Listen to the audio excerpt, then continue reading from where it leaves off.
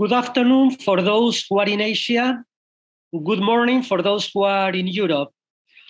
We are holding today the second session of the webinars we are having about being LGBT in Asia. We are doing them in coordination with Exterior is Diverso, which is the platform of people who are LGBT in the Ministry of Foreign, or working for the Spanish Foreign Action Service. Also, we will be with the representatives of ILGA, International Lesbian and Gay Association Asia, and the ASEAN SOGIE Caucus. Today, we want to listen to feminine voices to see their perspective. First, I would like to introduce a kind of framework. Asian societies are changing very fast. In the last 3 decades, there's been several processes. There's been urbanization, the aging of societies, a lot of influence from Western culture, and at the same time, the reelaboration of this Asian, European, Western culture through traditional ASEAN patterns, Asian traditions, that is creating a new, vibrant, and very cosmopolitan society and culture. Now, Asian in many topics is not a simply receiver of Western influences, but also more and more the products of Asia are influencing in our societies. In that respect, traditionally, we have thought that in LGBT issues, the Western world we were very much advanced over other societies, that we had many things to teach. But recently, before being director of Casa Asia in Madrid, I was posted as an ambassador to Thailand for 4 years. And I discovered a very active and very lively LGBT environment, an environment from which we could learn many things, and to set a dialogue where both partners have things to teach to the other, and to exchange experiences. The last things I would like to stress: I have studied a lot about Asian cultures, and it's very interesting to think that in some countries, let's say, for instance, Japan or even India, there was more openness to LGBT in the 19th century than in the 20th century. So maybe when we speak about LGBT in Asia, it would be nice not simply see what the West can provide or can teach, but also to go to the older traditions that, because of colonization, because of globalization, maybe have been a bit forgotten, and we could learn a lot from the tolerance that existed in that period. After having told that, I would like to give a word to Miss Emma Madaloso from Exterior Diverso, who is going to introduce our panelists. Thank you. Thank you, Mr. De Miguel, for your words. Good morning and good afternoon. I'm Emma Madaloso, member of Exterior Diverso, and the platform established by LGBTI public employees of the Spanish Foreign Services and their families in May 2019 in response to the need to improve the administration support for its employees. First of all, welcome, and I'd like to introduce our panelists. I don't want to waste any time, and I want to thank them for commitment and hard work. Let's just get into the conversation. I'm going to start presenting Lini. Lini Turlia, an Indonesian queer feminist activist. She has been involved with issues of women and sexuality, democracy and human rights in Indonesia for many years. Graduated from Jakarta Islamic University, she was an advocacy coordinator for Arus Pelangi, Indonesian LGBTI Federation. And now she is serving ASEAN SOGIE Caucus as an advocacy officer. Aside from her daily responsibility work, she's also a member of Arus Pelangi Board of Advisory and member of Purple Code Collective and a co-founder and festival director of 16th Festival.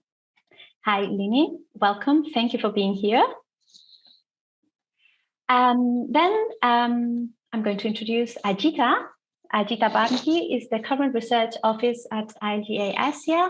Ajita has extensive experience in research and policy advocacy with a focus on SOGIE's rights and access to justice. Prior to joining ILGA Asia, Ajita worked with several international human rights organizations, including the Human Dignity Trust, Kaleidoscope Trust, Global Network of Sex Work Projects, and International Commission of Jurists. Ajita has also engaged with UN mechanisms to advance the rights of sex workers and sexual gender diverse communities globally. And she holds an MA in Human Rights from University of London and was the recipient of a Chevening Scholarship. Good afternoon, Ajita. Thank you for being here. Thank you for having me. Then we have Yan Chong. She's an activist from Singapore. She has been an LGBTQ activist for 17 years. She first started her activism by volunteering with a gay Christian support network, Safe Haven, and became their first female vice chairperson. Subsequently, she co-founded an inclusive church, Free Community Church, and served as their chairperson. Looking to expand her horizons in helping others, she went on to be a part of the core team of the LGBT Federation People Like Us in Singapore. She is also currently a part of the ASEAN SOGIE Caucus, a regional network of Southeast Asian LGBTIQ groups, lobbying for the inclusion of LGBTIQ rights in the ASEAN Human Rights Mechanism. Finally, Jane co-founded a feminist right-based advocacy and research organization, Sayoni, consisting of a community of queer women, including lesbian, bisexual, and transgender women, who organize and advocate for equality in well-being and dignity, regardless of sexual orientation, gender identity, and expression. A critical mandate of Sayoni is to investigate and conduct human rights documentation on the violence and discrimination LGBTIQ individuals face and the intersectionality of oppression. She holds a master's degree in human rights and democratization. Hi, Jen. Thank you for being here. And finally, we have Violet. Violet, she's an activist in Myanmar, and we especially thank her for her courage to participate in this panel. Thank you, Violet, for being here with us today. Thank you for having me, Emma, and I'm so sorry for my late. It's okay, it's totally fine. So, I'm very honored to moderate this panel, and I'm thankful to Casa Asia because we have a safe space to talk about queer women's rights and the situation in Asia. Lesbian invisibility has deep roots in every society, and this has had a discouraging effect on the formation of a lesbian community as opposed to the visible male homosexual community. Lesbian networking has largely been neglected to the borders of society. Lesbian women are shadows sometimes, and to say that their fundamental rights of equality, privacy, and dignity are constantly being compromised is an understatement. Though major improvements have been achieved, there is no substantial structural change yet, and lesbian women suffer from an undeniable lack of visibility in the mainstream society. The issue is complex, but while I was documenting this panel, I found numerous voices relating the actual state of LGBTQI rights in Asia, heavily influenced by colonial past and a prominent influence of religion and family roles. I would like to raise some questions, some more focused on specific countries, and let the four panelists answer them freely, sharing their opinions and experiences. And all four panelists are welcome to take the floor at any time as they see fit. And before the end of our time together today, we will open a round of questions so that the people watching us today can participate. But if you feel the urge to say something in the meantime, while we are speaking, while the discussion is taking place, just pop a question in the comment section if you are in YouTube, or write your question with the chat tool if you are in the Zoom meeting. Okay, so let's get started. So without further ado, I'm going to start with India, Ajita. In 2000, the first question I want to ask is that in 2018, India's Supreme Court overturned a 19th century ban on homosexuality. Can you talk about the challenges and progresses that have been made, in particular relating to queer women, please? Yeah, absolutely. Thank you for the question, and really nice to be here among such good company. So 2018 was an important shift in the history of LGBT rights in the country, and it was a historic victory for LGBT rights through the repeal of Section 377 of the Indian Penal Code, which was an archaic colonial law. The Supreme Court, in its decision in Navteej Singh Johar versus Union of India, that's the judgment that decriminalized homosexuality. Some of what you might have heard about it. I know it was discussed in the last webinar as well. So the Supreme Court noted that the members of the LGBT community are entitled, as all other citizens, to the full range of constitutional rights and recognize sexual orientation as a protected category under the Constitution. This judgment has had a profound impact on queer women's lives in India, especially in the context of cohabitation with their partners. Okay. As you know, and like you addressed in your introductory speech, society and family and religion does have a huge role to play in terms of how family structures and habitation functions. And in the last 3 years, we've seen several high courts in India provide protection to queer couples, especially lesbian and bisexual and queer women. And the courts have relied on the Navteej Singh Johar judgment to note that adult consensual live-in relationships are valid, legal, and deserve protection. So they can't be interfered with by the family or a vigilante group or the police. The very first case that relied on the Navteej Singh Johar judgment was decided by the Kerala High Court, which heard a petition by an individual who claimed that her lesbian partner was being held in illegal confinement at a mental hospital where she was forcefully admitted by her parents. Both of these women who were in a relationship were adults. They were over the age of 20, although the age of majority in India is 18. I'm just trying to give a sense of how old they were in terms of decision-making. The court upheld that the woman who was in confinement against her will was free to live without coercion with her partner or by herself, away with her parents, irrespective of her partner's gender identity. And this was the first ever case to record the term lesbian in public and judicial records, which was really fascinating because not only did it acknowledge the romantic and sexual relationship between two women, it also acknowledged the existence of lesbian women in judicial imagination, so to say. And this was also the first case that applied the Navteej Singh Johar judgment, thereby setting a precedent for queer women's rights in the country. And these cases, and since then, there have been about 15 very similar cases. And every day we see a new one, very similar in nature, where a queer couple goes to the court seeking protection. And these cases have expanded the scope of queer rights litigation in India by making the courts confront questions about queer women's identities, queer relationships, and also challenging the heteronormative idea of what a family looks like, or what a couple looks like, or what cohabitation looks like. So in that sense, the judgment has really forced the courts to reimagine all of these structures and all of these codes of gender performance, gender roles. And in that way, it's really had a profound impact on the lives of queer women. Yeah, I guess that representation matters. See that there's this word lesbian. We have talked about the invisibility of queer women, in society. So I think that's very important to have this precedent to see that the court and the judges and society are recognizing this as a couple and not a kind of family, another type of family. And one question that I want to ask you, coming back to invisibility, and I want to talk about queer women in rural India. Because what's the situation? Because I guess they tend to be more vulnerable there, and this long-standing patriarchal and quasi-feudal systems of repression that in, let's say, Mumbai or New Delhi, where one can be more anonymous, maybe. Yeah, right.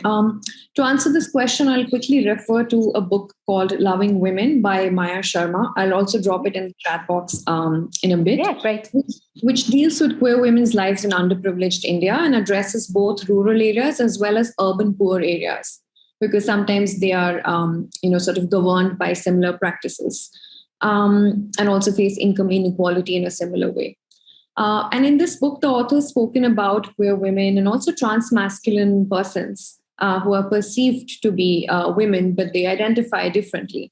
And the book has really tried to address how these people negotiate the boundaries of gender roles, gender performance, as well as family honor, traditions, religion, and also structures of caste and patriarchy. So that's definitely a good reference point for whoever's interested in finding out more. But to answer your question, yes, definitely, undoubtedly, people find it very difficult, especially being a queer woman or a gender diverse person in a rural area. You face a lot of backlash once you become hyper visible. Also, since most of sort of community resources are shared by community, these are community resources, whether it's access to water or a shared community space or a temple or whatever. And what happens once your identity is known is that you face ostracization. You get excluded from accessing these services. Also, certain more aggravated forms of punishment for queer people in rural area that have been documented have been several forms of public humiliation, physical violence, and even something called honor killings, which is essentially vigilante attack on somebody in the name of protecting and defending honor of a community. Okay. So yeah, it is definitely difficult to find safe spaces and access to legal aid, for instance, for people in rural areas. But we've seen of late in the last 5 years or so, there has been commendable work happening in rural areas as well. People have been building safe spaces, trying to get together, seek legal help. There are several lawyers who are based in cities that provide pro bono support to people trying to escape abusive homes and get proper legal assistance. So we have seen people show extraordinary courage and leave these difficult situations and often migrate to cities in the search of anonymity and safe spaces. So yeah, I'd say things are undoubtedly very difficult, but we're also seeing a shift. There is a question that I've seen that someone in the chat has made, and since I want that we all can participate, I'm going to ask you this question. Would you say that this is even harder for queer Dalit women than, say, Brahmin lesbians? Yeah, undoubtedly, definitely. It is way more difficult for Dalit women, Dalit trans women who are disadvantaged at several levels and have to fight not one structure that goes against them, but several structures of gender, sexuality, caste, class, profession. And as a lot of my Dalit trans women friends and colleagues in India would be able to tell you, is that often if you're facing, let's say, an access to justice issue, which is that if you've been wronged and you want to file a police complaint, based on your social location or whether you're a Dalit trans woman or a non-Dalit trans woman, it does have an impact on whether or not the policeman will file your complaint. And we've had reported incidents of Dalit trans women not being able to file police complaints if they've been sexually abused or if they've been robbed or anything. So it is definitely more difficult, no doubt about that, in terms of how many structures of violence one has to deal with and negotiate. Thank you, Ajita. There is another question. I'm going to read that question for you, and then I want to make a question for all of your panelists. The question for Ajita is there a conflict between, sorry for my pronunciation or mispronunciations of many words. Hiras and queer movement in terms of roles, social acceptance? I would start by saying this is a subjective question based on where one is located and how they identify. My answer to this question would be traditionally there has been more of an acceptance to a certain degree of the Hijra community because they've been a part of the social fabric in terms of occupying certain public spaces or occupying certain roles in terms of, let's say, traditionally performing at weddings and seeking alms, things like that. However, by social acceptance, if people mean just sort of accepting the rest of the LGBT community within the social fabric, I would say that situation is changing. And there is also a different kind of conflict that Hijras would face, which is that while the rest of the community, given all the things happen in the right way, could progress to say, get education, access to employment, it is quite difficult for the Hijra community to access those spaces because of a lot of social sort of stigma, a lot of sort of historical stigma, historical discrimination that's been associated with that community, a lot of stereotypes, a lot of just harmful stigma. So, yeah, I would say I'm not sure if there is a conflict, so to say, between the community. And in my experience, the entire community has been working together for the sort of broader rights of LGBTQ inclusion. Thank you, Ajita. And my question for all of you is, we've talked about visibility, and Ajita's told us that once you are exposed, you are exposed. So for all of you, what does that mean for you in your country? So invisibility means safety, but what about when you decide that you don't want to be invisible anymore? How's safety for queer women? And I want also to ask you about the punishment as an ever-present thing for us queer women, this concept of punishment in society. So Lini, Yin, Violet, feel free to answer. You want? Right. The topic of invisibility, lesbian invisibility. By the way, before I start, happy lesbian visibility today, folks. All my wonderful, gorgeous, brave lesbos folks around the world. Yeah, thanks, Jean. And as Jean mentioned during our briefing earlier, that yesterday we just had Instagram Live on Lesbian Visibility Day, specifically on the situations in Southeast Asia. And then funny though, because Lesbian Visibility Day is invisible already for most of not only among the LGBTIQ movement, but also to the lesbian community itself, let alone to the broader society. Yeah, so that's how invisible lesbian is. Whether it because the bad connotation or negative connotation toward lesbian. So that influence many women, queer women who are attracted to women, are hesitant to claim or to say or to identify themselves as a lesbian. Yeah, or this is also can be influenced by the heteronormativity that is, see women as a passive in terms of sexual and sexuality. So there is no, there is no belief that lesbian is exists. There is no belief that, women attracted to women are exist. So this kind of situations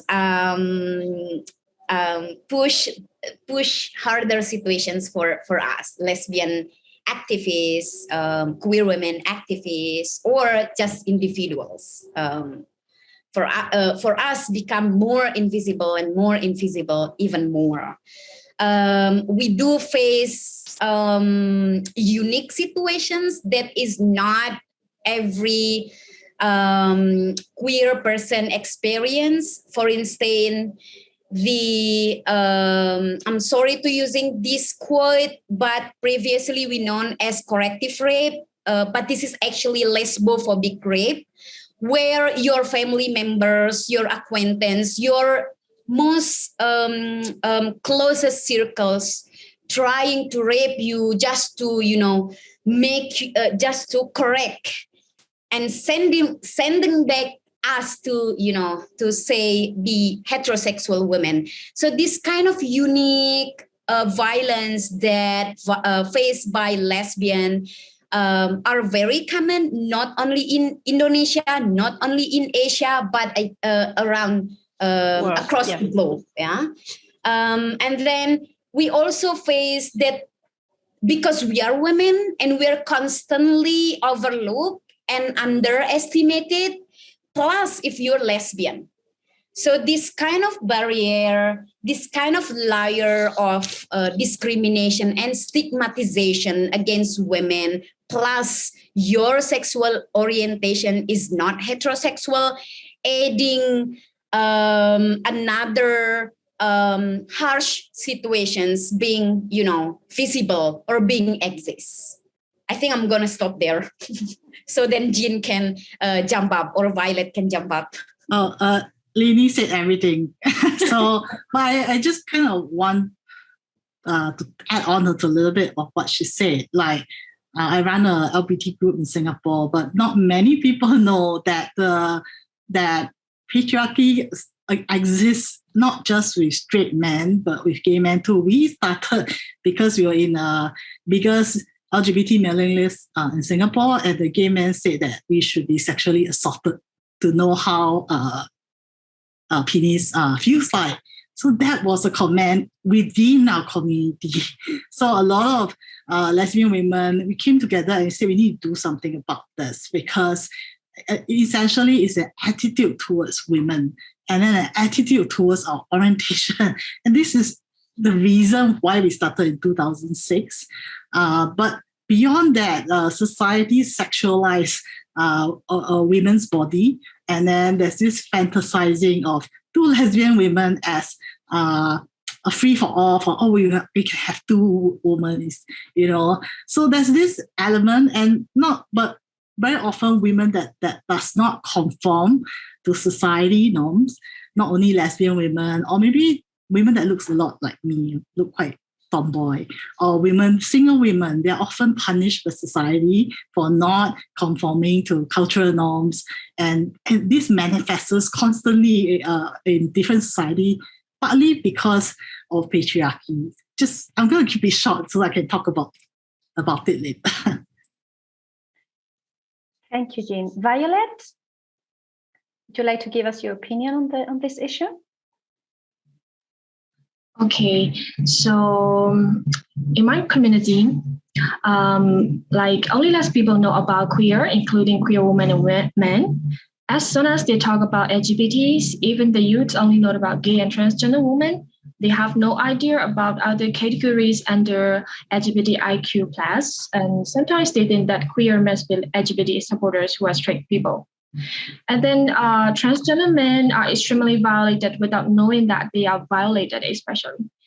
In the rural areas, the people thought transgender men who is attracted to the woman were going to change to female one day, somehow, and they have been forced or arranged into marriage with a man.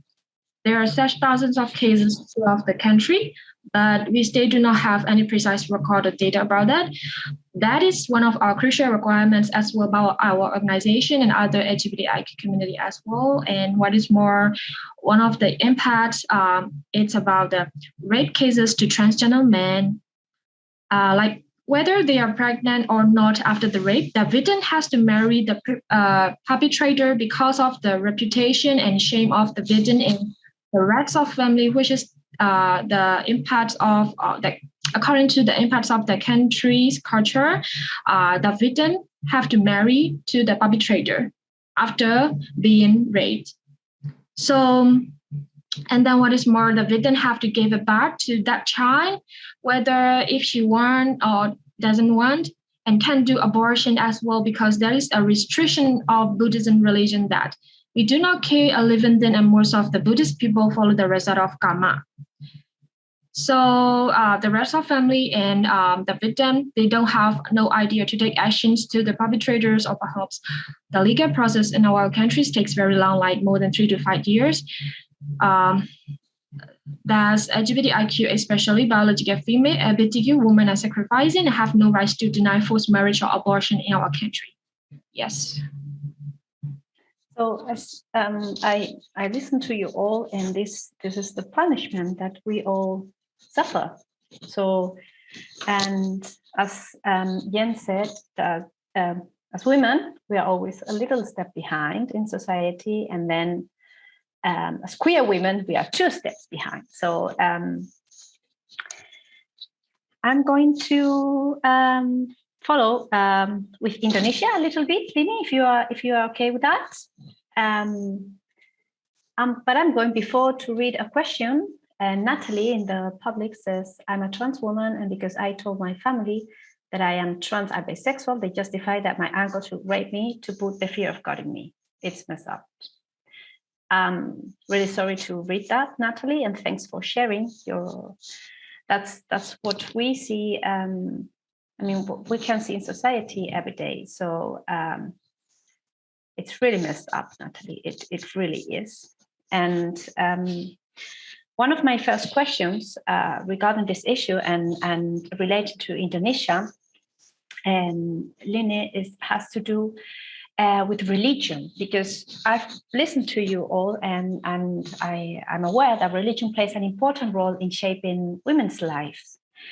And I would love to hear your opinion on the influence of religion in the Indonesian society, particularly with regard to lesbian women, but also the opinion of our colleagues in other countries. Very interesting in your opinion, Jean.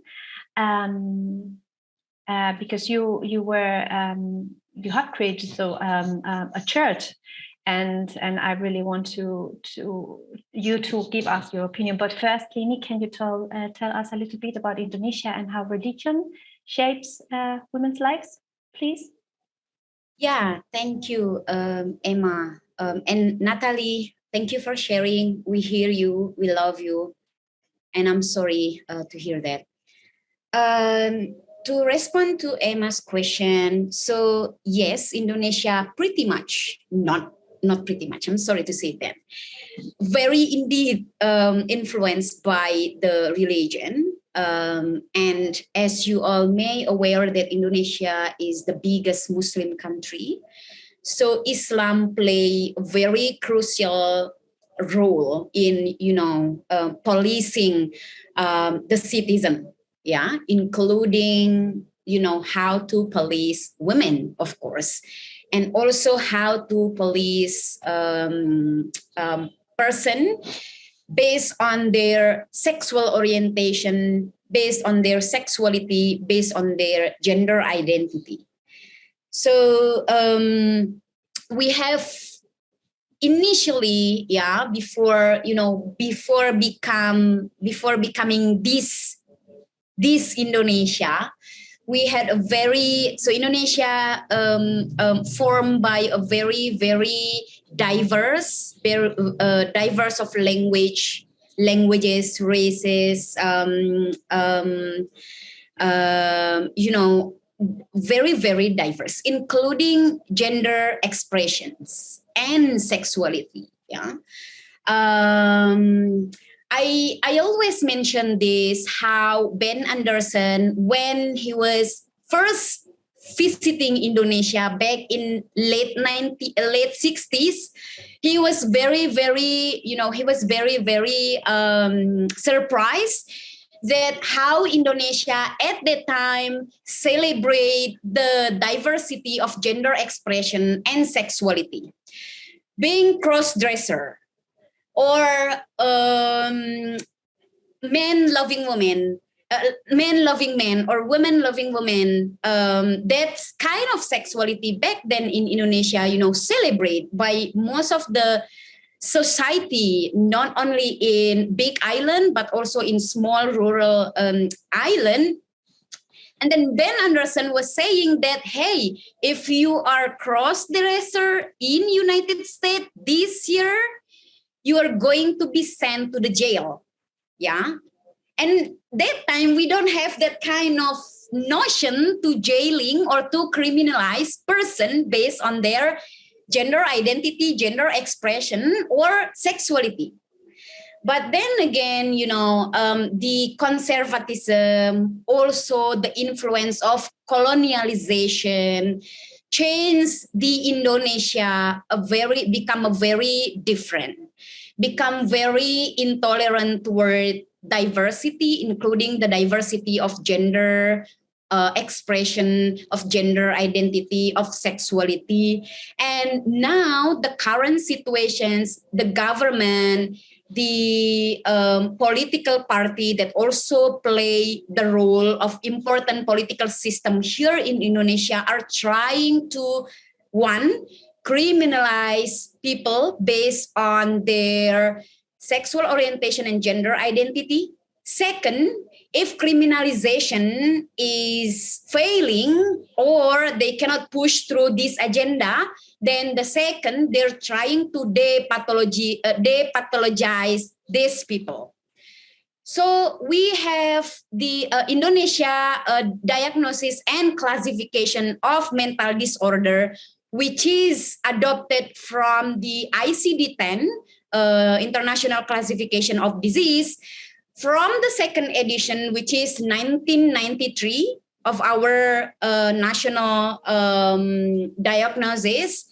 And then the second edition, which is year 2003, is already disclassified homosexuality as disorder. But now, 2022, I almost forgot the year of today, years after, they're trying to depathologize. They're trying to rehabilitate us. Yeah, rehabilitate people based on their sexual orientation and gender identity. And this effort not only by, not only, just effort, but also systemic effort. Say, just recently, one of the city here in Indonesia called Bogor City just passed the new regulation, the new local regulation, where prohibit to rehabilitate LGBTIQ folks, and mandated the mayor of the city to build commission on the rehabilitation. Can you see that? So, and then this is the second regulation already. First was in another regency, which can lead to another cities to have this kind of regulations, and also can lead to international efforts, where at the moment we have already bill sitting in our parliamentary, and the bill called anti-propaganda of the bill called anti-LGBTIQ propaganda. And then all the aim of this bill is, again, to jailing and to rehabilitate the LGBTIQ person. So these are the situations here in Indonesia.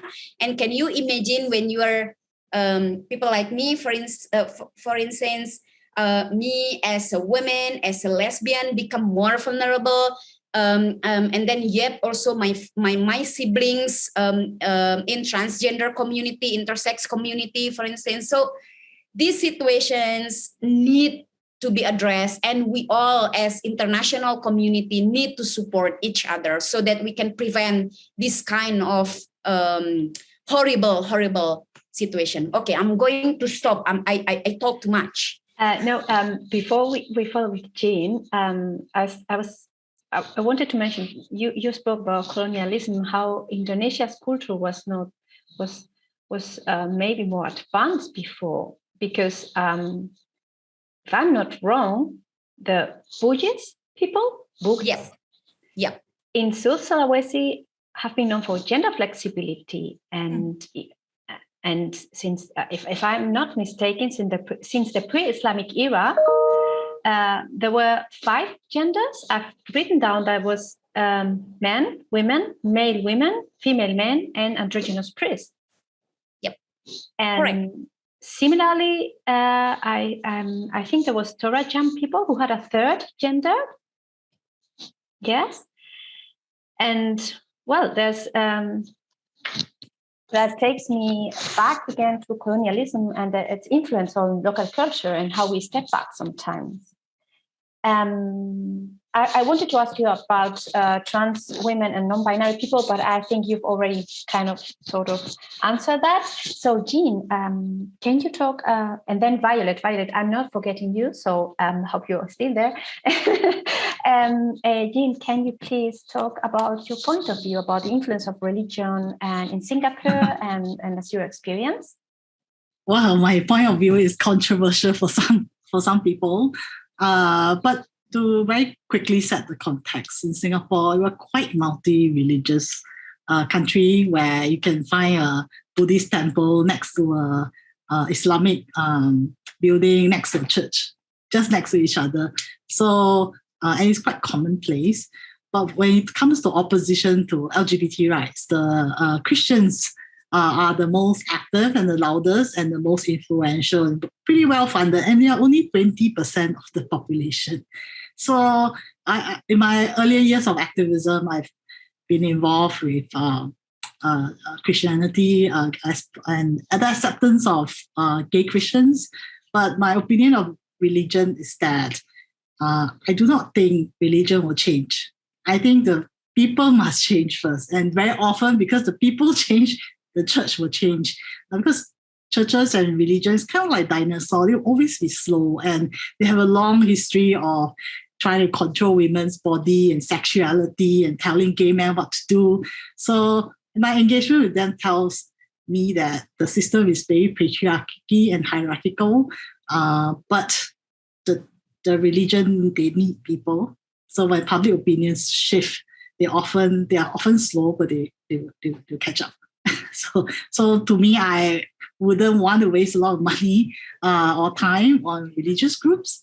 In the case of Singapore, about 2 years back, we had the Religious Harmony Act. So there was something very strange happen. It was, a lot of people read it as an act to protect religious groups. But what happened was, with the advocacy of LGBT groups and my group, the law minister added a clause in the Religious Harmony Act that says that hate speech against minority groups, including LGBT persons, are not allowed. So this is the first time the LGBT people are suddenly in the legislation. So, right. But at that time, the win or change was not, was that the government was targeting religious extremism. So we took the opportunity and ride on that opportunity. So yeah, my controversial 2 cents. Well, I think it's very interesting what you've said, that if people change, then church or institutions may change with them. Lini, I'm going to get back to you because Ajita has a question for you, and that's, can you tell us the vulnerability created due to the existence of capital punishment? Okay, so yeah, Anjita's question. Well, I need to think of it. Maybe we can just. Okay, I can ask a few questions and then get back to you. Is that okay? Sure. Okay, great. So, Violet, I want to travel a little bit to Myanmar, and ask you about your experience as a queer woman there. And well, I have to say that while I was documenting this panel, I have struggled to find testimonies and documentation regarding lesbian women in Myanmar. So I have just a simple question for you, and that's a simple but very not so. How is like to be a queer woman in Myanmar nowadays? So I think my preparation, my answers to this question is a similar one to the former one that I answered. But actually, my answer to the question is like, there are so much cases we have been through within the country, but it's quite rare to see accurate and precise data or research for the evidences. That's why we are now particularly working on documentation on the violences to LGBTIQ+ people. According to my former saying, in my community, only less people know about queer, including queer women and women. So they talk less about queer women. They only know about LGBTIQ. When they hear about LGBTIQ, they see like gay and transgender women. They don't know about the other, like what is queer and like queer women and queer men. But our country is originally patriarchy country, and women are having less chance rather than men. So being a LGBTIQ is originally primitively discriminated. Mm-hmm. And according to the religion and culture also, and other by norms of the environment, and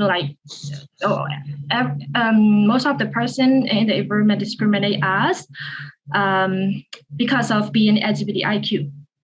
So especially what is more, I already mentioned about the rape cases to transgender men in the former session. So for the rape cases, they have to marry to the perpetrators. They don't have right to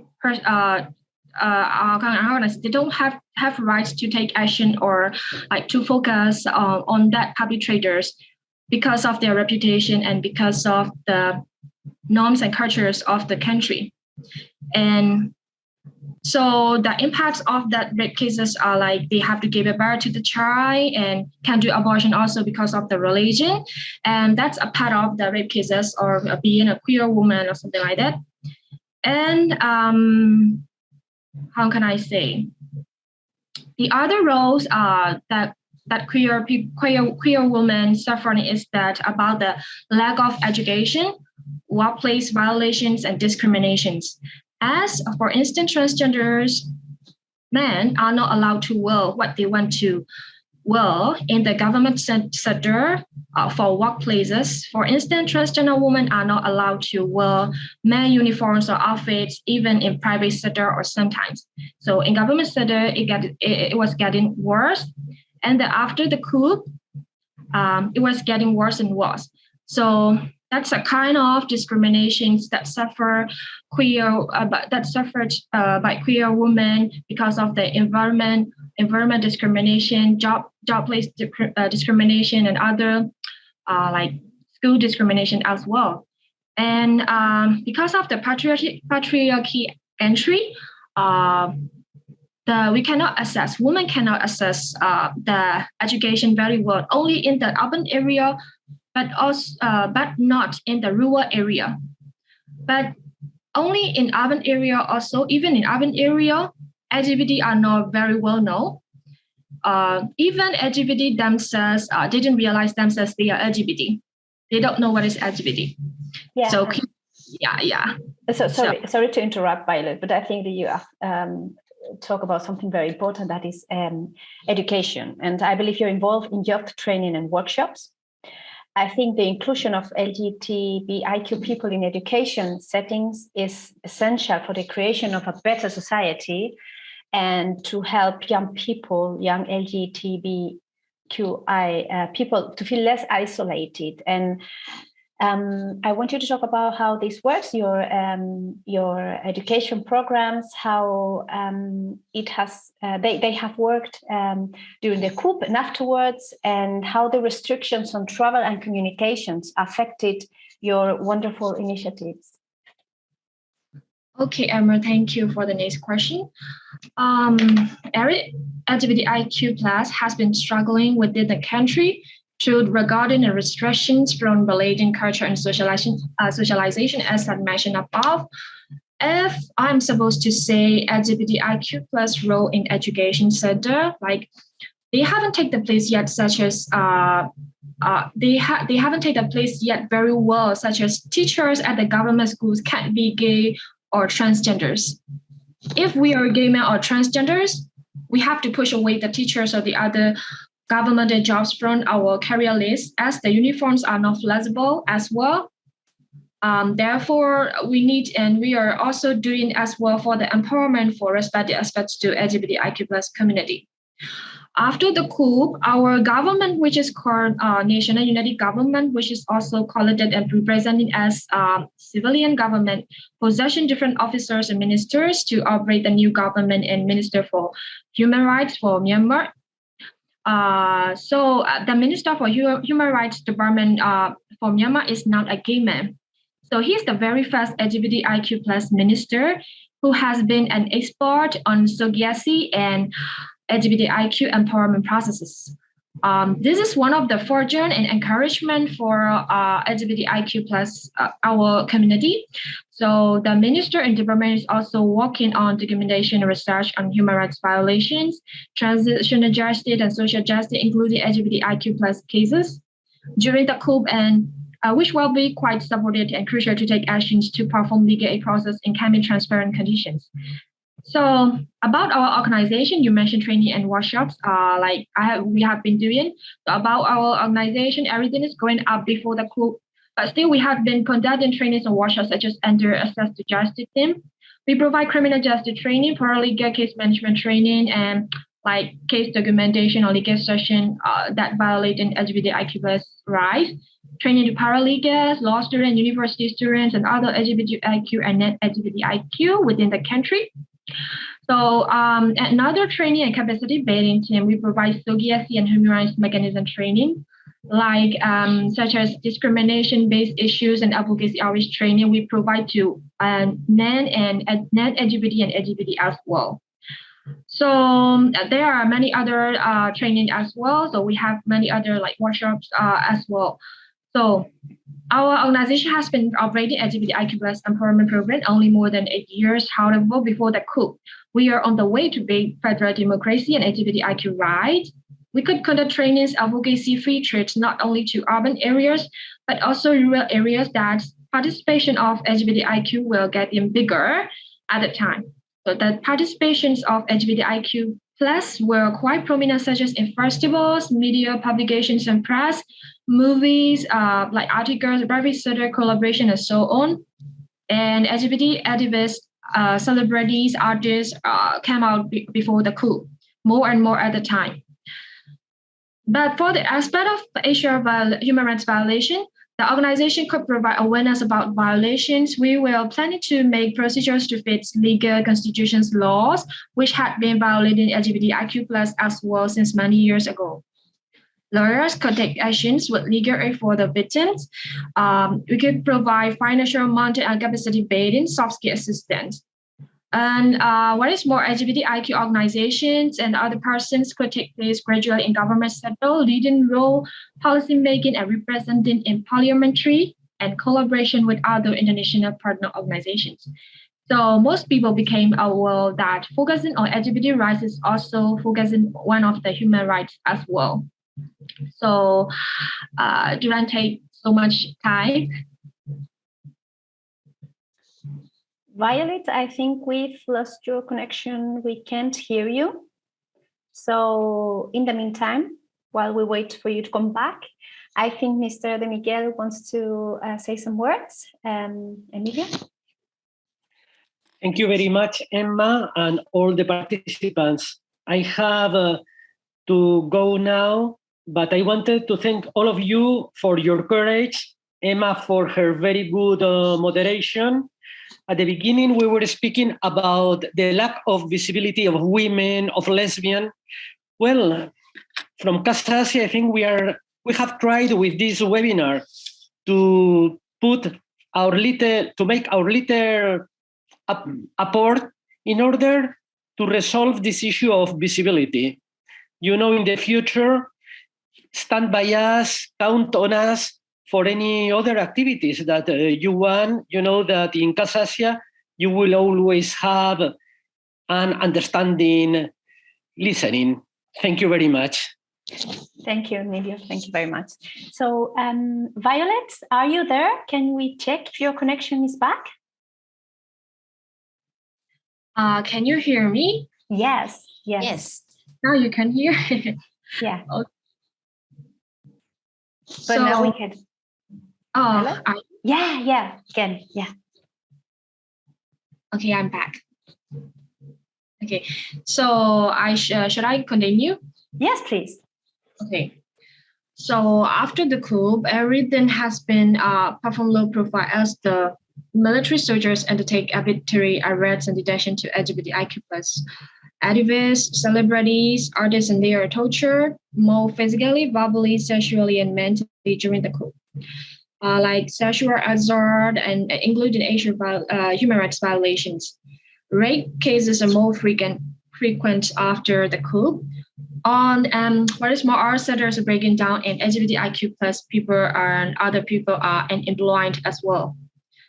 So since the coup on the 1st of February 2021, every process and status ceased to function, and our organization restarted to operate since April 2021 by supporting emergency assistance for basic needs of LGBTIQ, capacity building, mentor support, counseling, and revealing for violations are more prioritized and interest after the coup. In addition, we also support released prisoners and other relocation people in the jungle so that somehow they could survive for a couple of months with the support.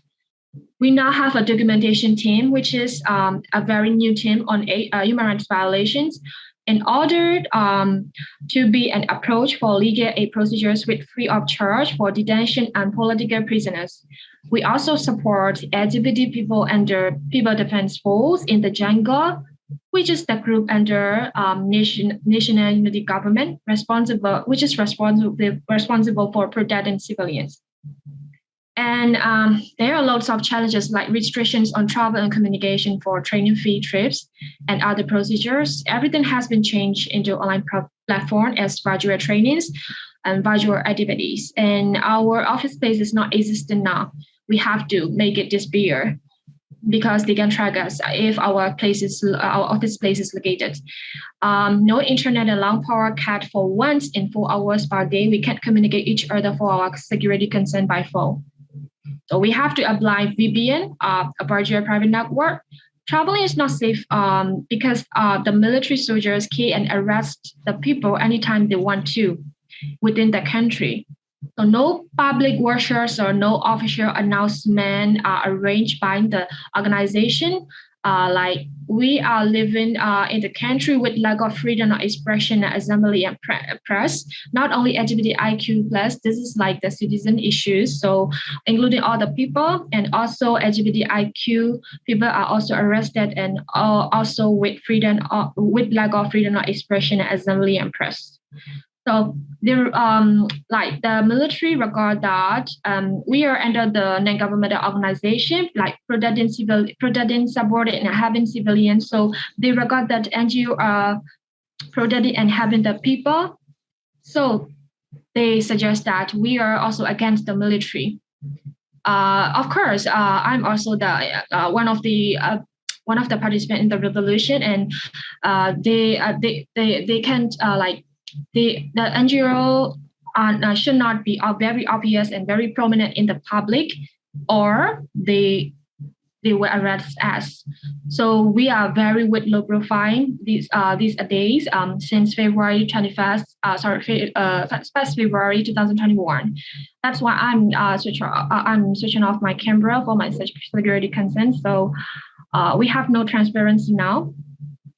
So other organizations as well, including our organization, are facing like donor problem and like less non-flexibility of donor funding because we don't have no transparency. We don't have transparency, like difficulty for cash flow and financial problems as well. So we have to change our organization name too. That's why I don't mention anything on my name. So like, I take too much time.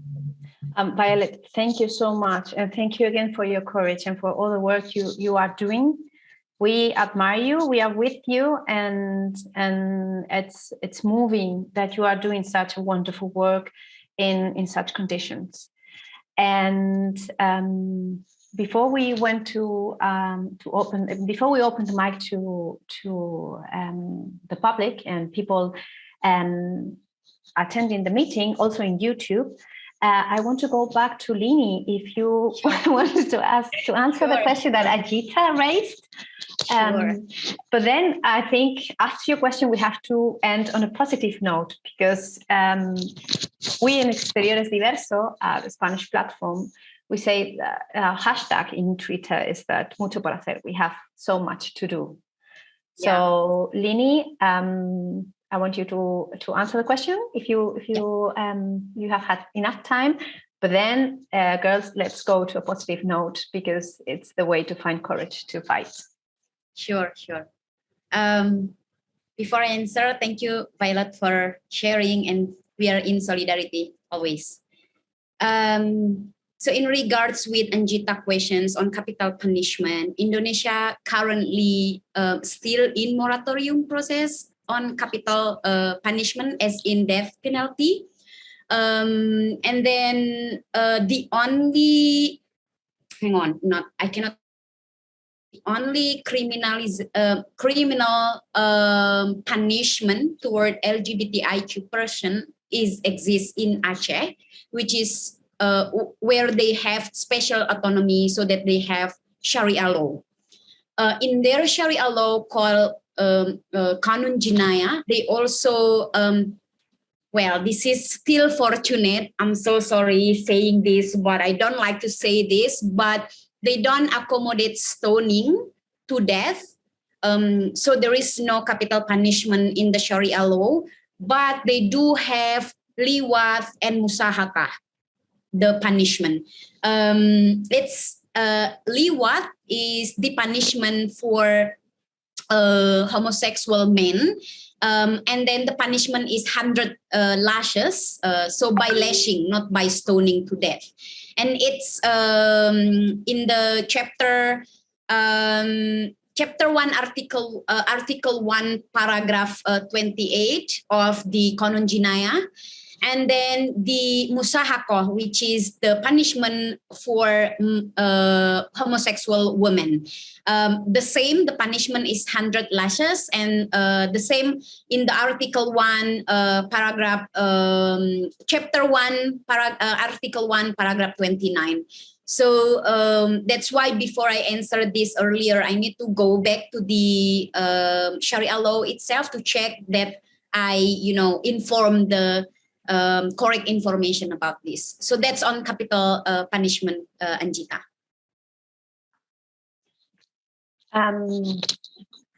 Well, that's hard to listen and hard to face the reality that queer women suffer every day. Men too, obviously, but we're here to talk about us.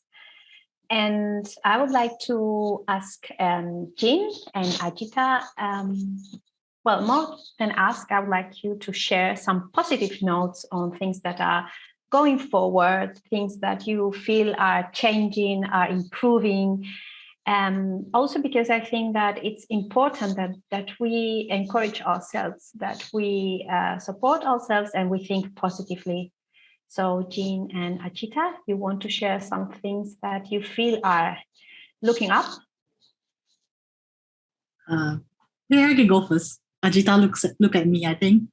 So, well, I wouldn't talk about 377, but the past of 377. But what's looking up for us is in Singapore, we are actually at the age of repealing, not through the courts. I've shared this with other people, but the opposition is quite strong. So in January, the courts, we failed in our court challenge, constitution challenge, but the government, I think they got sick of us because we launched so many challenges over the years. And then they said in Parliament, we need to do something. So when the process of consultations, I can tell that they're really sick of the stupid law because we wouldn't give up. But the religious groups are organizing. So we're right at the age right now. So it's a crucial period. Please pray for us, whoever you believe in, Star Wars, whatever. On a positive note. Yeah, no, we really hope 377 goes away from Singapore too.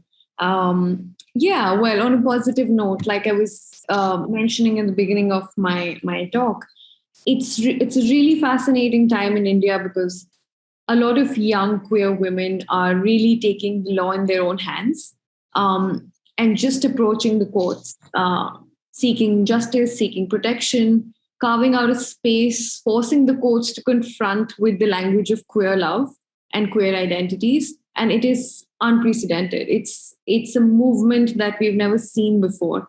And it's a fairly organic movement because we're seeing people from rural areas, urban areas, from every state across India, not just your Delhi and Mumbai, but everywhere across India, just approach the courts and say, I want to live independently, or I want to live with my partner and I'm an adult person. And we have decriminalization now. We have this fantastic judgment with us. And the courts are obliging us so far in saying, you must be absolutely free from any interference of family or police and live freely. And I think it's really a very fascinating time to see how the tide is turning from a time of decriminalization and, extreme invisibility of queer women to be able to identify themselves. And I'd just like to share that earlier, if we had cases of, and this has been documented by several academics and scholars as well, earlier when a queer couple would approach the court to seek similar protections, pre-decriminalization, they would not address each other as their partners or lovers or as a couple. They would say, that person's my friend. Which is why when the court has now started recognizing a lesbian couple as a lesbian couple or a queer couple, it's really fascinating that we're moving towards that direction. Hope to see more of that. Yeah, I think that it's what you've mentioned now, it's very important. So the pronounced words, that we can use the words, that you can say that someone is your partner, your wife, your lover, because I think that, I don't know if you agree, but when you use some words, you pronounce them, you make them real. You don't hide them anymore. So I think that's really, really important. I want to ask the people in YouTube and people here in our meeting, if they have any question, commentary, please feel free to write them down. If not, I'm going to keep on asking. Okay, so I'm going to Eugene again. I'm going to ask you something. And I've been reading regarding the 377A section. I've been reading some appeals and rulings, and I've seen that every appeal that I found is done by men. So what about women? Yeah, I totally get where you're going. But I can talk a little bit about the history of this constitution challenge. We've launched quite a few since the very first one in 2010. So in 2018, there was an update of the penal code. And then there's this uproar and discussion say that 377A for us is targeted against gay men. So there was no conversation about how it affects other LGBT persons. So in 2010, the very first court case that was launched from the LGBT community, one of the arguments they made was the women are not criminalized.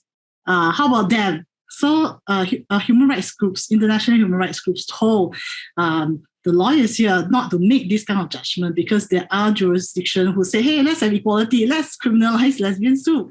But they still go ahead. So in 2011, when we went to CEDAW, one of the things that we made was to create a discourse and a framework on how 3778 affects other LGBT community in terms of policy, as well as social and violence and discrimination and stuff like that. So that discourse pushed the narrative amongst LGBT communities to finally say, hey, it's not just about gay men, even though the law is targeting the gay men. So over time, a lot of the gay lawyers agree that it's a fine strategy to say, hey, it's just not us, there's a lot of people that's affected. So this went into one of the legal strategies. But in 2010, they still say this. Then another court challenge, they continue to say, how about lesbians? How come they're not criminalized? But by then, we knew that there's such a lack of data in Singapore about how LGBTQ persons are affected. So and one of the comments from the CEDAW UN committee was that a lot of LGBT groups from the world constantly talk about discrimination and violence, but where is your evidence? Where is your evidence that this is happening to you? So we did a human rights documentation on violence and discrimination of LGBTQ women. I'll share the link later. Okay. And subsequently, when we keep launching the court challenge, all this information was put inside the discourse. And then finally, as I shared earlier, in January, we lost again, but the government got sick of us. And then, so we ended with a positive note. But our journey tells us there's a lot of patriarchy when we look at the court challenge, because the law is patriarchal. It is visible.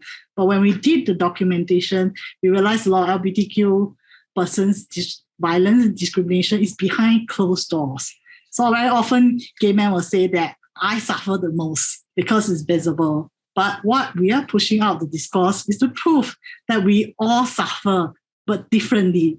So that was a very important journey for us to produce that kind of information and advocacy. Yeah, so a bit too long. Thank you, Jean. There is Natalie asks, can the laws be rewritten in the sense of making new laws to null discrimination and patriarchal laws from within? And then she says, the best way to stop a problem is to raise a generation that knows better and influence the law to a more positive and fair method of conduct. Ajita, what about you? What do you think about the laws? You're the expert. Well, I think in a lot of countries, the challenges are towards repealing these archaic colonial laws in order to, in fact, make sure that we weed out all the patriarchal values from it. But then I do know that in Singapore's case, for example, certain laws can't be challenged because the constitution is written that way. And that's where we face challenges, and then we look to the parliament. But yeah, I hope we can all move towards decriminalization in some way or the other, through some channel or the other. Thank you. There is comment and question from Juan. From Kaleidoscope Trust. He says, fantastic panel, congrats to Casa Asia and Exterior Diverso, and well done, Lini, Ajita, and Jean. You are stars.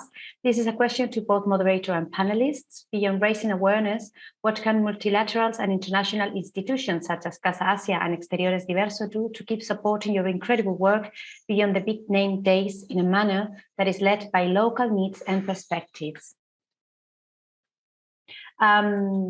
If I may, Exterior Diverso has held recently an international meeting with other sister organizations in the world, foreign services organizations, and we are working towards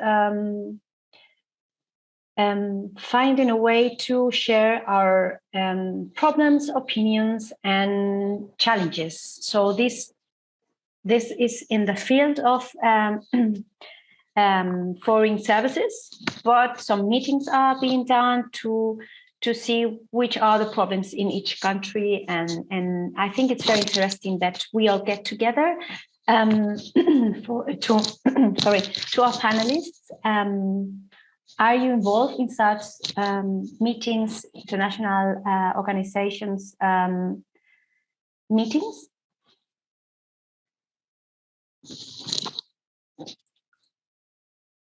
No? Okay. Is your question about how international NGOs can help us, or? Well, I think that the thing is that not only how international organization can help you, but also how are you getting in touch with other organizations, I believe. Oh, or maybe I can answer that. I think that international organizations played such a crucial part of my journey when we wanted to do our first CEDAW report, because our government said there's no violence or discrimination in the UN. I went to a meeting with women's groups, and they told me, we don't include people like you are others. And that was, I didn't have money, I didn't have knowledge, I had nobody in my country to help me. But the people who reached out to me and helped me were other regional activists in Asia, funders who are in the West, and they make it possible for me to go to CEDAW to advocate. and that one journey changed the discourse that impacted 377 for us as well. So, I mean, it might not sound like it's hard for people to connect the dots, but it is all interconnected and it's so important. Yeah. There is a question from YouTube. It says, for countries that had more acceptance of gender expression and sexuality before colonization, is there any attempt at all to reclaim those identities? Take, for instance, the Hira. Is there a preference for native identities over the identities as defined by former colonizers? I can take that one.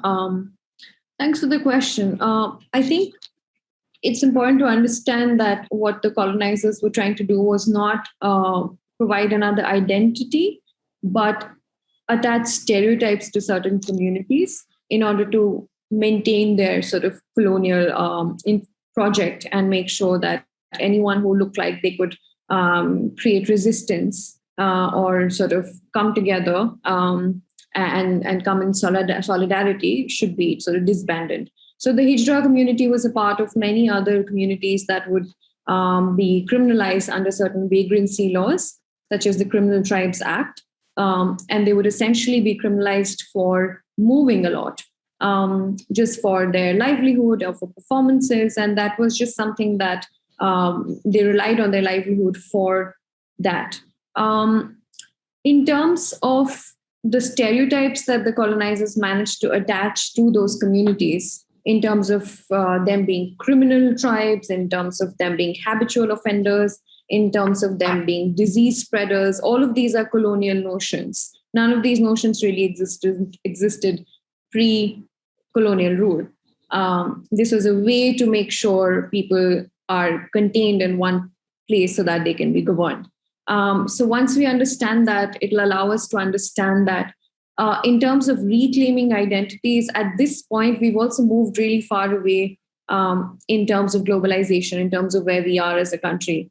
So in terms of really reclaiming identities, I think what we're really fighting against are those stereotypes, those notions of certain communities being HIV spreaders and carriers, certain communities are more prone to committing crimes or kidnapping children. These stereotypes are still stereotypes attached to certain communities. And yeah, those are things that people are trying to fight against and reclaim and redefine. But also times have changed and people are also fighting for access to education and access to other civil and political rights at this point. Thank you so much. So we have 5 minutes left. And I would like to ask our panelists to say just a few words. Violet, starting with you. Do you want to share something with us just to say goodbye to our panelists and public and audience? Hello, Emma and other panelists and to the audiences. First of all, I really would like to thank you for inviting me to be here, because it is the very first time for me to be a panelist. For Indonesia and also for local, so I have never worked for being a panelist before. So there might be many requirements throughout my answers. But the thing is that in my country, I'm here for to talk about queer women and LGBT to highlight LGBTIQ issues. But currently, according to the situations in the country, we have to prioritize the other political situations.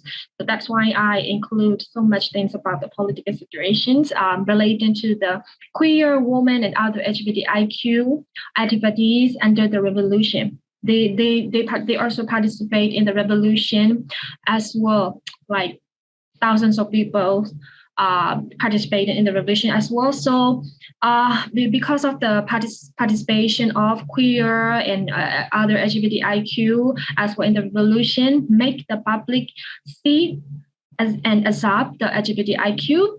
And they encourage the LGBTIQ more. They accept.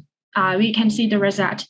So LGBTIQ have been sacrificing somehow for the revolution, and they are also proud of themselves because of being in the revolution as a role within the country.